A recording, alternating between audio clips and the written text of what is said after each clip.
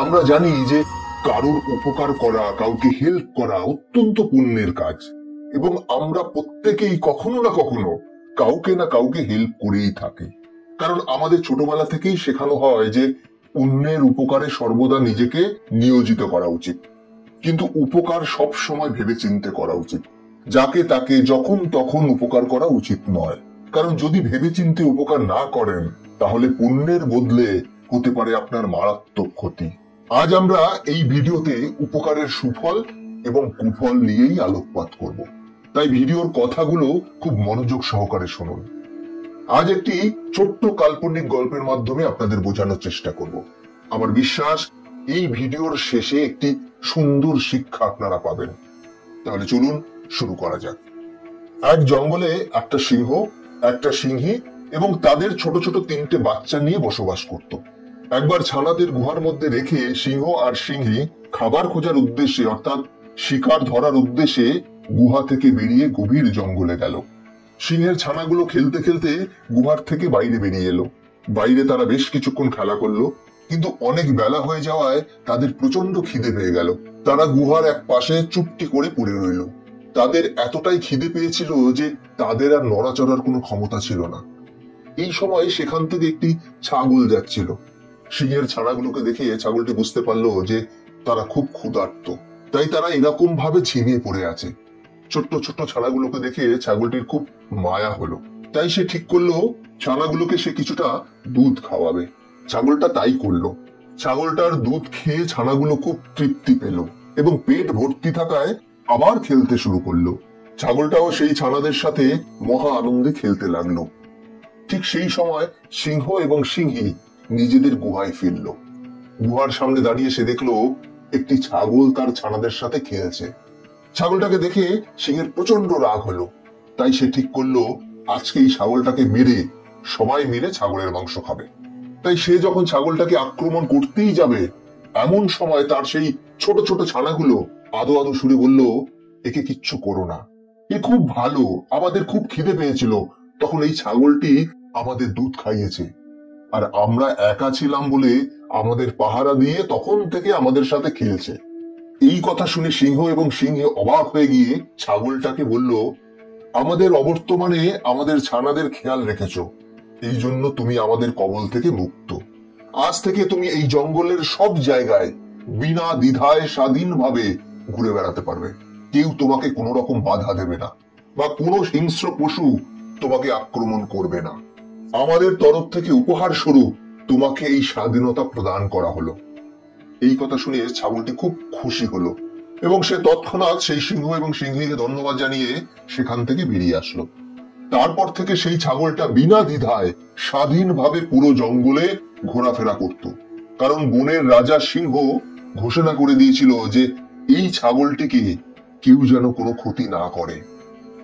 এরপর থেকে ছাগলটা মাঝে মধ্যেই এসে সিংহের সেই ছোট ছোট বাচ্চাদের সাথে খেলতো, এমনকি সিংহ এবং সিংহের সাথে গল্প গুজব করত। একদিন একটি শকুন জঙ্গলের ভিতর দিয়ে যেতে যেতে লক্ষ্য করলো সিংহের পিঠে চড়ে সেই ছাগল একটি গাছ থেকে ফল পাড়ছে। ব্যাপারটা দেখে শকুন নিজের চোখকে প্রথমে বিশ্বাস করতে পারল না।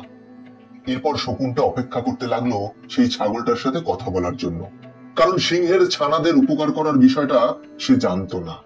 তারপর সেই ছাগল যখন সিংহের গুহা থেকে নিজের বাসার উদ্দেশ্যে ফিরছিল, তখন শকুন ছাগলকে ডেকে জিজ্ঞাসা করলো, হে বন্ধু, আজকে আমি কি দেখলাম? তুমি বনের রাজা সিংহের পিঠে চড়ে ফল পাড়ছিলে, এটা কি করে সম্ভব হলো? ছাগলটা তখন হাসতে হাসতে শকুনকে সিংহের ছানাদের উপকারের ঘটনা বলল এবং সঙ্গে এটাও বলল, সৎ চিন্তাধারাতে কারোর উপকার করলে সেই উপকার কিন্তু নিজের ভালো হওয়ার কাজে ফেরত আসে। এই কথা শুনে শকুনও ভাবলো সেও কারোর উপকারে নিজেকে নিযুক্ত করবে। বেশ কিছুদিন পরে একদিন খুব জোরে বৃষ্টি পড়ছিল। শকুনটা একটা বড় গাছের নিচে বৃষ্টির হাত থেকে বাঁচার জন্য বসেছিল। হঠাৎ তার চোখ পড়ল পাশে একটা ঝোপঝাড়ের মধ্যে বেশ কয়েকটা ইঁদুর আটকে পড়েছে এবং তারা ভিজে ভিজে প্রায় মরার মতো অবস্থা হয়েছে। শকুনটা দেরি না করে তাড়াতাড়ি করে সেই ঝোপের মধ্য থেকে সেই ইঁদুরগুলোকে ছাড়ালো। তারপর দেখলো ইঁদুরগুলো বৃষ্টির জলে ভিজে ঠান্ডায় কাঁপছে। তাই সেই শকুনটা নিজের বড় বড় ডানাগুলো দিয়ে ইঁদুরগুলোকে জাপটে ধরলো, যাতে ডানার গরমে ইঁদুরগুলো কিছুটা গরম হতে পারে। এভাবে বেশ কিছুটা সময় শকুনটা ইঁদুরগুলোকে নিজের ডানার গরমে রেখে দিল, যাতে ইঁদুরগুলো স্বস্তি বোধ করে এবং মারা না যায়। নিজে বৃষ্টিতে ভিজে ইঁদুরগুলোকে উপকার করলো। এভাবে বেশ কিছুটা সময় কাটানোর পর যখন বৃষ্টি থামলো, সে ভাবলো এবার হয়তো ইঁদুরগুলো নিজেদের কিছুটা সামলে নিয়েছে, তাই এবার তাদেরকে ছেড়ে দেওয়া উচিত। তাই যখনই নিজের ডানাটাকে মেলে ধরলো ইঁদুরগুলোকে মুক্ত করার উদ্দেশ্যে, তখনই সে অনুভব করলো ইঁদুরগুলো তার ডানার নিচের দিকের বেশ কিছুটা অংশ নিজেদের ছোট ছোট দাঁত দিয়ে ছিঁড়ে ফেলেছে। যেহেতু শকুন অনেক বড় একটি পাখি এবং ইঁদুরগুলো অতি ক্ষুদ্র ক্ষুদ্র, তাই প্রথম অবস্থায় তার ডানা কেটে দেওয়ার ব্যাপারটা বুঝতে পারেনি। কিন্তু ডানা নাড়াচাড়া করার পর সে অনুভব করতে পারল। এতে শকুনের ভীষণ রাগ হলো, কিন্তু সে কিছু বুঝে ওঠার আগেই তার ডানা মেলার সাথে সাথে ইঁদুরগুলো সেখান থেকে ছুটে পালিয়ে গেল। এই ব্যাপারটায় শকুনটা খুব মনমরা হয়ে পড়ল এবং সে পুনরায় সেই ছাগলের কাছে গিয়ে তাকে ঘটনাটা বলল এবং সাথে এই প্রশ্নটাও করলো যে আমি তো উপকার করতে চেয়েছিলাম ভালো উদ্দেশ্য নিয়ে, তাহলে আমার সাথে কেন এরকমটা হলো? ছাগলটি তখন হাসতে হাসতে শকুনকে বলল, বন্ধু, সবাই যে তোমার উপকার নেবে বা সবাই যে তোমার উপকার নেওয়ার যোগ্য, এরকমটা ভাবার কোনো কারণ নেই। একটা কথা কি জানো তো, উপকার করার আগে তুমি একবার প্রাণীটিকে বিচার করে নিও। যেমন সিংহ, যে কিনা বনের রাজা, আমি তার উপকার করেছিলাম বলে সেই রাজা আমাকে রাজার মতোই প্রতিদান দিয়েছে। আর তুমি সামান্য ইঁদুরের উপকার করেছো বলে সেই ইঁদুর তার যোগ্যতা দিয়ে তার প্রতিদান দিয়েছে। শকুনটা তখন ছাগলটাকে বলল, হ্যাঁ বন্ধু, আমি বুঝতে পেরেছি সবাই হয়তো উপকার পাওয়ার যোগ্য নয়। নিচু প্রাণীরা তাদের নিচু মানসিকতারই পরিচয় দেয় এবং উচ্চ স্তরের প্রাণীরা তাদের উচ্চ মানসিকতার পরিচয় দেয় রাজার মতো। তাই বন্ধুরা, যখনই কারোর উপকার করবেন একবার ভেবে দেখবেন সেই মানুষটা অকৃতজ্ঞ নয় তো। কিছু মানুষ আছে যারা সময়ের সাথে সাথে নিজেদের চরিত্রকেও পাল্টে ফেলে, আপনার উপকারকে অস্বীকার করে।